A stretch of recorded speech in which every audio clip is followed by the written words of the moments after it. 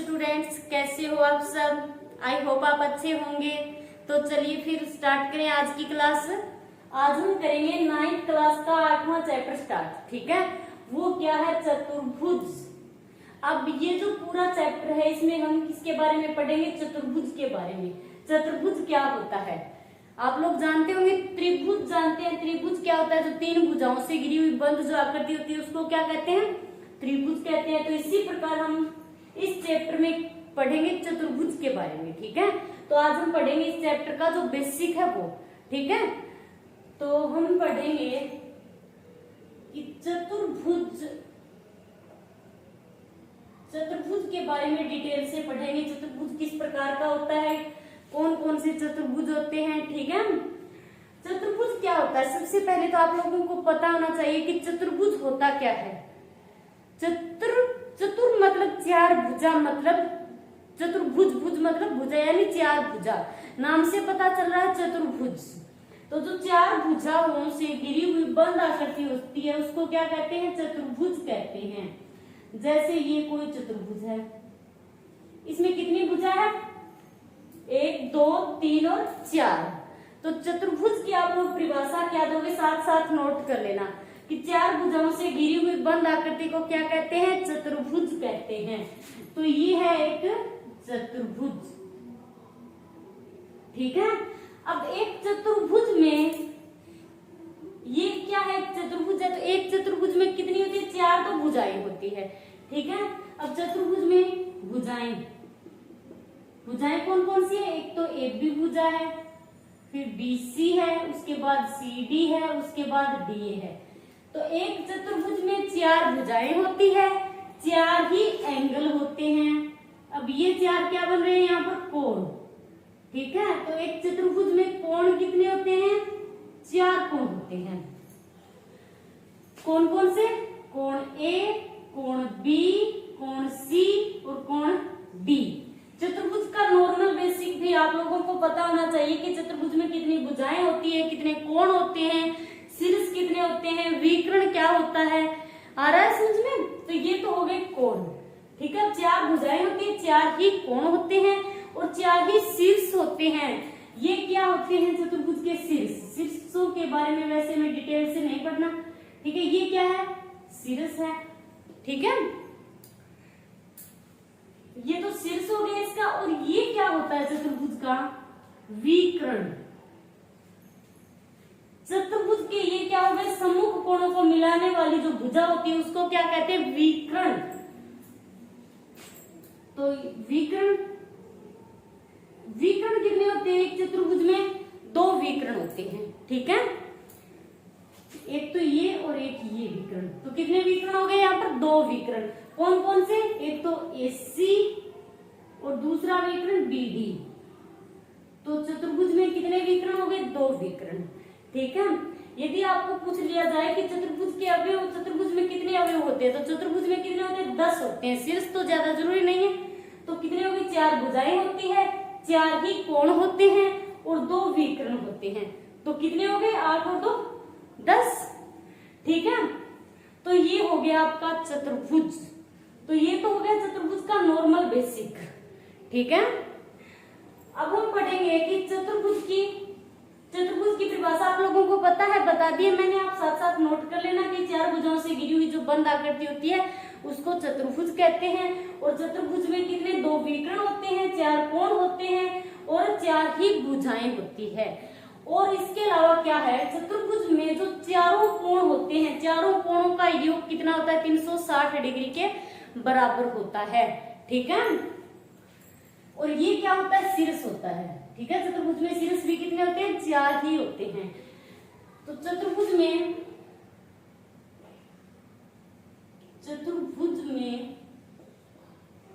कोण योग गुणधर्म।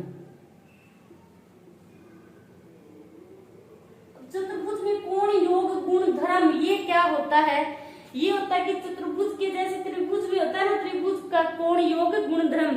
तो त्रिभुज में तीनों जो कोण होते हैं उनका योग कितना होता है, 180 डिग्री होता है। ठीक है, तो इसी प्रकार चतुर्भुज के चारों कोणों का जो योग है वो कितना होता है, 360 डिग्री होता है। ठीक है। तो अब हम पढ़ेंगे और सिद्ध भी करेंगे, ठीक है, कि चतुर्भुज में कोणों का योग गुणधर्म क्या होता है। तो सबसे पहले हम एक चतुर्भुज बनाते हैं। अब ये कोई चतुर्भुज है, ठीक है, इसको आप नाम दे दो ए बी सी और डी, ठीक है। अब हमें क्या करना है, चतुर्भुज में कोण योग गुणधर्म। तो चतुर्भुज में कितने कोण हैं, कोण ए प्लस कोण बी प्लस कोण सी प्लस कोण डी बराबर होता है 360 डिग्री, ठीक है। मतलब चारों कोणों का योग कितना होता है, 360 डिग्री होता है। कैसे होता है, हम सिद्ध भी कर सकते हैं। तो कैसे करेंगे, दिया है, सिद्ध करेंगे तो दे क्या रखा है हमें, ए बी सी डी एक चतुर्भुज है, ये हमें दे रखा है, ठीक है। अब सिद्ध क्या करना है, सिद्ध करना है हमें कि जो चतुर्भुज के चारों कोणों का योग कितना होता है, प्लस कोण डी बराबर 360 डिग्री। ये चीज हम सिद्ध करेंगे, प्रूफ करेंगे, ठीक है। तो इसमें हम लोग क्या करेंगे, ये चीज प्रूफ करने के लिए हम क्या करेंगे, विकर्ण खींचेंगे यहाँ पर ए से सी तक, ठीक है। तो आप सिद्ध करना के बाद में आप क्या करोगे, रचना, रचना में क्या लिखोगे कि विकर्ण ए सी खींचा, ठीक है। ये हमने क्या किया, यहाँ पर ए सी एक विकर्ण खींचा है, ठीक है। अब हम क्या करेंगे, ये जो एंगल है और ये एंगल है, इन दोनों त्रिभुजों को हम क्या करेंगे, इसमें लगाएंगे हम। ये दोनों क्या हो गए, त्रिभुज हो गए। बीच में हमने ये विकर्ण खींच दिया तो एक ये त्रिभुज बन गया और एक ये त्रिभुज बन गया, ठीक है। अब हम क्या करेंगे, त्रिभुज में कोण योग गुणधर्म लगाएंगे दोनों त्रिभुजों में, फिर इन दोनों को ऐड कर देंगे। तो क्या होगा, ये प्रूफ हो जाएगा कि चारों कोणों का योग, चतुर्भुज के चारों कोणों का योग कितना होता है, 360 डिग्री के बराबर होता है, ठीक है। तो अब करेंगे हम उत्पत्ति। उत्पत्ति में हम क्या लिखेंगे, पहले त्रिभुज ए बी सी लेंगे। तो आप लोग लिखोगे त्रिभुज ए बी सी से, ठीक है, ए बी सी से। मतलब सबसे पहले हम लेंगे कि त्रिभुज ए बी सी में, ठीक है। अब आप लोग जो कोण है इनको नाम दे सकते हो, कोण एक मान लो आप इसको, ठीक है, और इसको मान लो आप कोण 2, और ये कोण 3 हो गया, और ये हो गया कोण 4, ठीक है। तो अब हम लेंगे त्रिभुज ए बी सी में, ए बी सी मतलब ये वाला त्रिभुज, ठीक है। अब इस त्रिभुज में आप इसको भी 5 मान लो और इसको मान लो कोण 6। अब इस त्रिभुज में कौन कौन से कोण है, कोण 1 प्लस कोण 5 प्लस कोण 3, ठीक है। अब इन तीनों कोणों का योग कितना होगा, कोण 3, कोण 1 प्लस कोण 5, कोण 1 कोण 5 और कोण 3, ठीक है, बराबर 180 डिग्री। अब इन तीनों कोणों का योग कितना होगा, 180 डिग्री होगा, ठीक है। अब आप इसको मान लो समीकरण नंबर 1। कारण क्या लिखोगे, त्रिभुज के कोण योग गुणधर्म से, त्रिभुज के कोण योग गुणधर्म से, ठीक है। अब दूसरा हम लेंगे त्रिभुज ए सी डी में। तो त्रिभुज ए सी डी से, अब इस त्रिभुज में कौन कौन से 3 एंगल है, कोण 2 है, कोण 4 है और कोण 6 है। तो आप लोग लिखोगे कोण 2 प्लस कोण 4 प्लस कोण 6 बराबर 180 डिग्री। इसको आप मान लो समीकरण नंबर 2। कारण क्या लिखोगे, वही कारण है त्रिभुज के कोण योग गुणधर्म से, कोण योग गुणधर्म से, ठीक है। अब हम क्या करेंगे, समीकरण 1 व 2 दोनों को जोड़ देंगे, ठीक है। तो आप लोग लिखोगे कि समीकरण 1 व 2 को जोड़ने पर, समीकरण 1 व 2 को जोड़ने पर, अब जोड़ेंगे तो ये क्या है, कोण 1 प्लस कोण 5 प्लस कोण 3 और फिर इनको लिखोगे प्लस कोण 2 प्लस कोण 4 प्लस कोण 6 बराबर आएगा 180 डिग्री प्लस 180 डिग्री। ये दोनों चीज बराबर में आएगी, ठीक है। अब हमें कोण 1 और कोण 2 दोनों इकट्ठे दे रखे हैं, कोण 3 और कोण 4, तो इनको हम एक तरफ लेंगे, ठीक है। तो कोण 1, ये कोण 1 है प्लस फिर कोण 2 को लेके आएंगे, कोण 2 फिर बचा प्लस कोण 5, फिर कोण 3, ये कोण 3 है तो प्लस कोण 3 और 3 के साथ है प्लस कोण 4। अब इनको आप एक साथ ले लो, कोण 1 और कोण 2 को, फिर कोण 3 और कोण 4 को प्लस कोण 6 बराबर 180 और 180 कितने हो गए 360 डिग्री।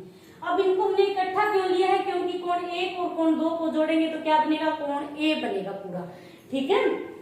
तो कोण ये है कोण 1 प्लस कोण 2, तो कोण 1 प्लस कोण 2 कितना क्या बन गया यहाँ पर कोण ए, फिर प्लस कोण 5, कोण 5 क्या है बी है, तो कोण 5 की जगह लिख दो आप प्लस कोण बी, फिर प्लस कोण 3 और कोण 4, कोण 3 और कोण 4 क्या है कोण सी, तो इसकी जगह आप लिख दो कोण सी, फिर प्लस कोण 6, कोण 6 क्या है कोण डी, तो इसकी जगह आप लिख दो कोण डी बराबर कितना आएगा 360 डिग्री। यही चीज हमें प्रूफ करनी थी, ठीक है, कि चतुर्भुज के चारों कोणों का योग कितना होता है 360 डिग्री के बराबर होता है, ठीक है। तो ये हो गया चतुर्भुज का कोण योग गुणधर्म, ओके। ये क्या है, एक चतुर्भुज है, ठीक है, ए बी सी और डी।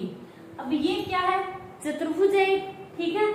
ये क्या होता है, चतुर्भुज का विकर्ण होता है। आप लोगों को बता दिया मैंने, विकर्ण कौन सा होता है, जो सम्मुख कोणों को मिलाने वाला जो रेखाखंड होता है। ये क्या है, सम्मुख कोण। चतुर्भुज के सम्मुख कोण कौन से होते हैं, कोण ए का सम्मुख कोण कौन सा होगा, कोण डी, और कोण बी का सम्मुख कोण कौन सा होगा, कोण डी। ये होते हैं सम्मुख कोण चतुर्भुज में, ठीक है। आप लोगों को पता होना चाहिए कि सम्मुख कोण कौन से होते हैं, आसन भुजाएं कौन सी होती है, ठीक है। विकर्ण क्या होता है, तो ये तो होता है सम्मुख कोण, और आसन भुजाएं, आसन भुजाएं कौन सी होती है, ये भुजा और ये भुजा, जिनके शीर्ष क्या हो, उभयनिष्ठ हो, दोनों भुजाओं का शीर्ष एक ही हो, तो ये क्या होती है, ये इसकी आसन भुजा है और ये इसकी आसन भुजा है, ये इसकी और ये इसकी आसन भुजा है, मतलब जो पड़ोस की भुजाएं हैं दो, ठीक है, पास वाली, एक ये भुजा इसके साथ ये भुजा जुड़ी है, तो ये क्या होती है, आसन भुजाएं होती है।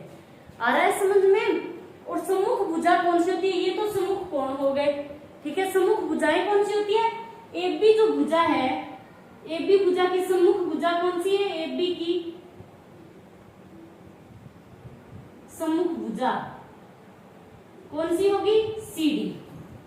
एबी की सम्मुख भुजा सामने वाली सीडी होगी, और जो एडी है इसकी सम्मुख भुजा कौन सी होगी, बीसी, ठीक है। तो ये होती है सम्मुख भुजाएं। और आसन भुजाएं कौन सी होती हैं,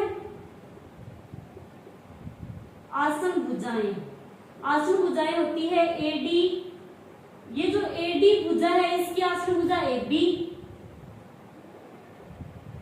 एडी की आसन भुजा एबी, और फिर एबी की आसन भुजा सीडी, और उसी प्रकार सीबी की आसन भुजा सीडी। तो ये तो होती है चतुर्भुज का, ये क्या है, एक नॉर्मल सा बेसिक है कि सम्मुख भुजा कौन सी होती है, सम्मुख कोण कौन सी होती है, आसन भुजाएं कौन सी होती है, विकर्ण क्या होते हैं, ठीक है। ये तो आप लोगों को पता ही है। अब हम पढ़ेंगे चतुर्भुज के प्रकार। चतुर्भुज कितने प्रकार के होते हैं, ठीक है। तो हम पढ़ेंगे सबसे पहले समलंब चतुर्भुज, समलंब चतुर्भुज। समलंब चतुर्भुज क्या होता है,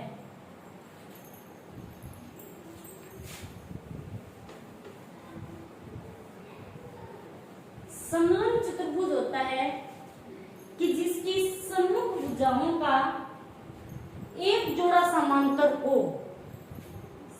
समलंब चतुर्भुज होता है कुछ इस प्रकार का, ठीक है।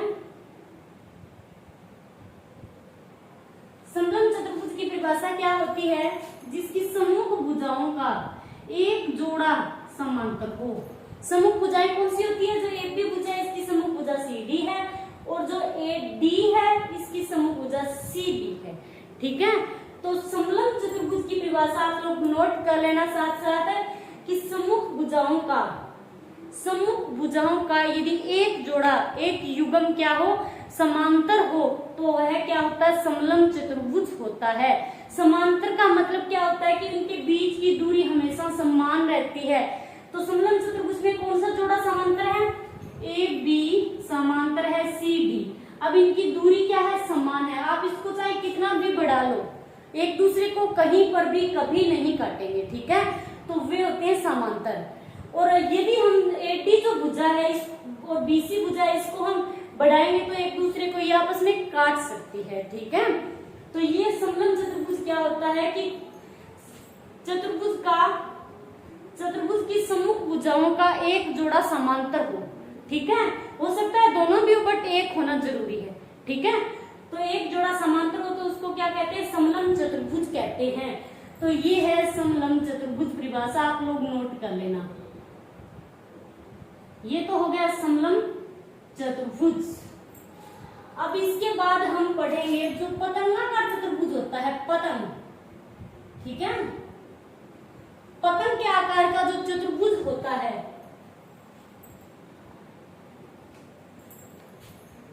पतंग के आकार का, जैसे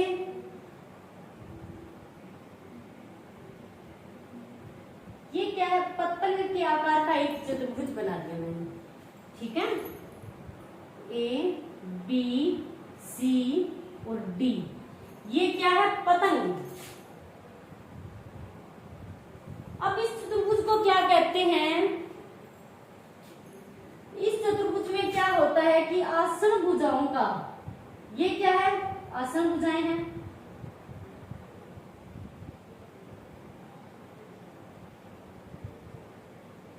ऐसा चतुर्भुज जिसमें आसन भुजाओं के दो युग्म क्या हो?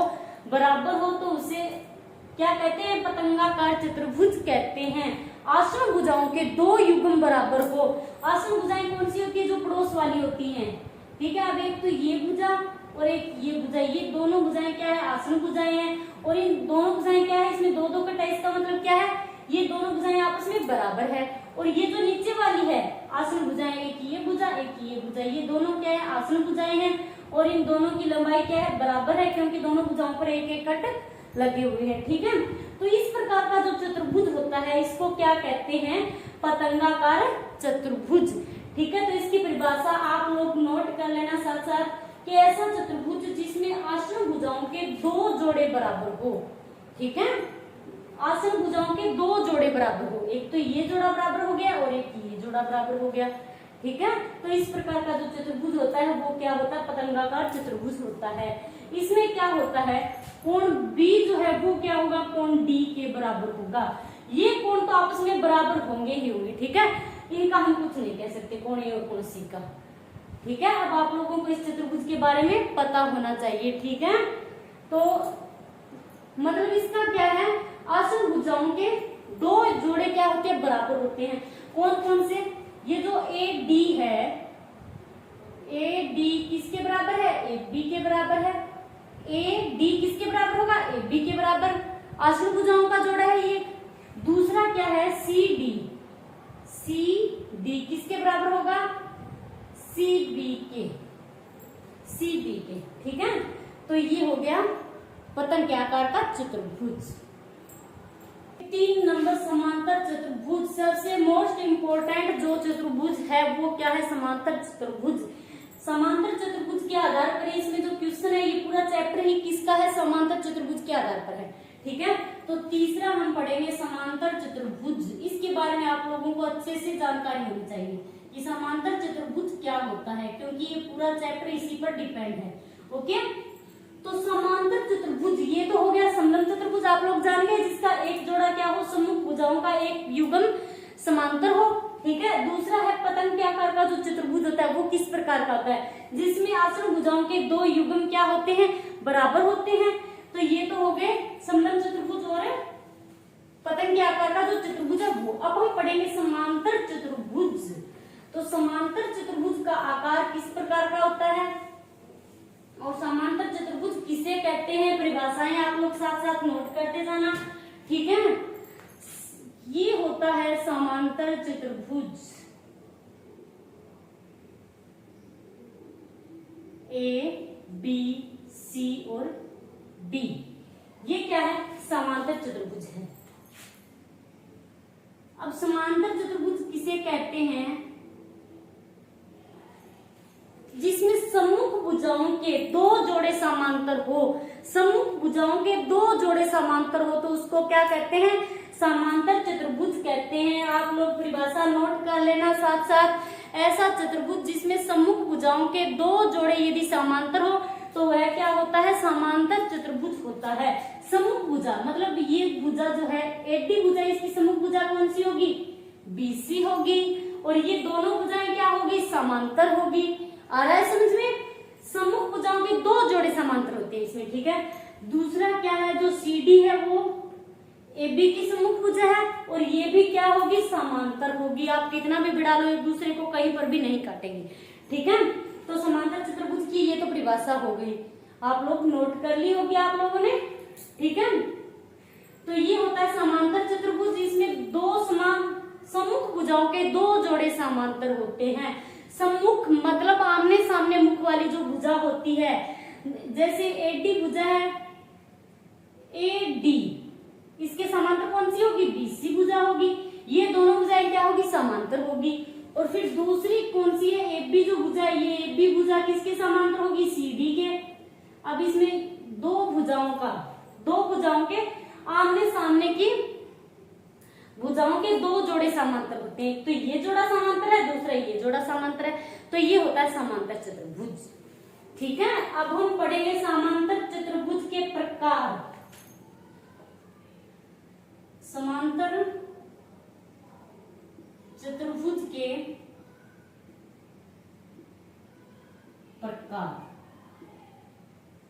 समांतर चतुर्भुज में एक तो क्या होता है कि आमने सामने की भुजाओं के दो जोड़े समांतर होते हैं। दूसरा क्या होता है? इसकी सम्मुख भुजाएं भी आपस में बराबर होती है।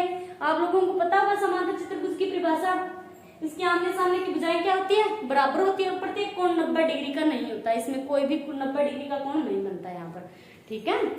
तो समांतर चतुर्भुज के प्रकार। समांतर चतुर्भुज कितने प्रकार के होते हैं? इसमें एक तो होता है वर्ग। वर्ग क्या होता है? वर्ग भी एक समांतर चतुर्भुज ही होता है। वर्ग किसे कहते हैं? आप लोगों को याद होगी वर्ग की परिभाषा की, चार भुजाओं से घिरी हुई बंद आकृति जिसकी चारों भुजाएं आपस में क्या होती है? बराबर होती है और प्रत्येक कोण 90 डिग्री का होता है, ठीक है। वर्ग इस प्रकार की आकृति होती है वर्ग की। तो वर्ग ए बी सी डी ये कोई वर्ग है। वर्ग का प्रत्येक कोण तो 90 डिग्री का होता है। आप लोग वर्ग की भी परिभाषा नोट कर लेना। वर्ग भी क्या है? एक समांतर चतुर्भुज का ही प्रकार है, ठीक है। प्रत्येक वर्ग क्या होता है? एक समांतर चतुर्भुज होता है। आ रहा है समझ में? अब वर्ग की परिभाषा क्या होती है कि चार भुजाओं से घिरी हुई बंद आकृति जिसकी चारों भुजाएं आपस में बराबर हो। इसकी चारों भुजाएं आपस में क्या होगी? बराबर होगी। और प्रत्येक कोण 90 डिग्री का हो तो वह क्या होता है? एक वर्ग होता है, ठीक है। तो वर्ग की परिभाषा आप लोग नोट कर लेना। तो ये क्या है? वर्ग है। और वर्ग भी क्या है? एक समांतर चतुर्भुज का ही प्रकार है। क्या लोग लिख दो चाहो तो, वर्ग एक समांतर चतुर्भुज है, ठीक है। अब उसके बाद हम पढ़ेंगे आयत। आयत भी क्या होता है? प्रत्येक आयत एक समांतर चतुर्भुज ही होता है, ठीक है। तो आयत की परिभाषा क्या होती है? ये होता है आयत।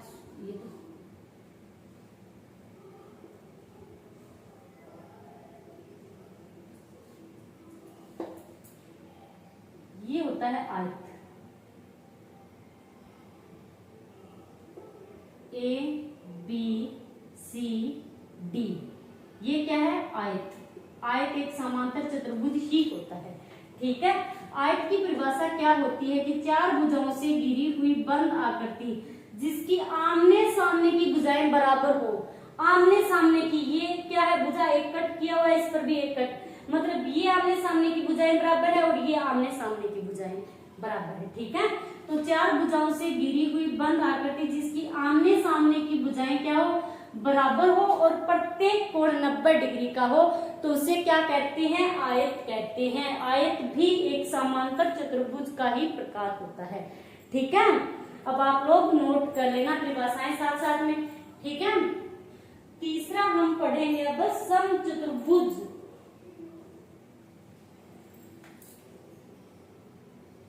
समचतुर्भुज, समचतुर्भुज की परिभाषा क्या होती है, ये तो होता है समचतुर्भुज का आकार।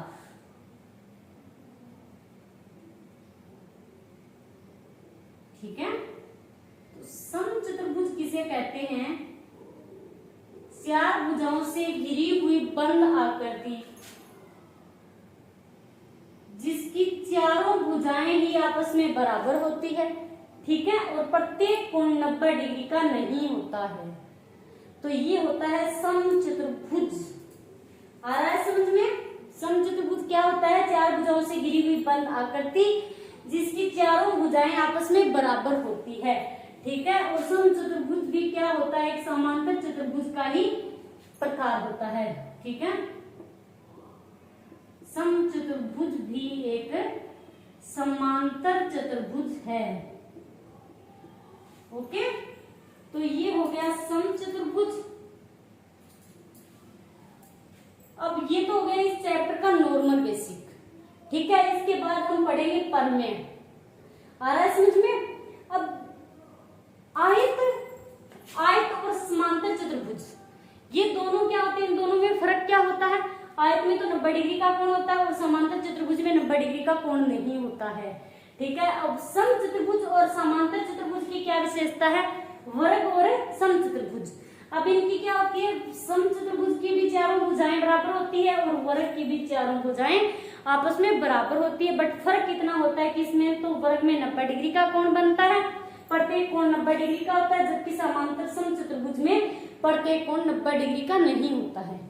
ठीक है, भुज में क्या होता है कि सम्मुख भुजाओं के जोड़े क्या होते हैं, समांतर भी होते हैं। ठीक है, कि ये दोनों सम्मुख भुजाओं के जोड़े समांतर होते हैं, मतलब ये समांतर होगी दोनों भुजाएं और ये भी क्या होगी, आपस में समांतर ही होगी। ठीक है, इसी प्रकार आयत में भी क्या होते हैं, सम्मुख भुजाओं के जोड़े समांतर होते हैं। ठीक है, तो ये हो गया इस चैप्टर का नॉर्मल सब बेसिक। अगली वीडियो में हम पढ़ेंगे इस चैप्टर की जितने भी प्रमेय हैं वो डिटेल से। ठीक है, तो आज के लिए इतना ही। थैंक्स।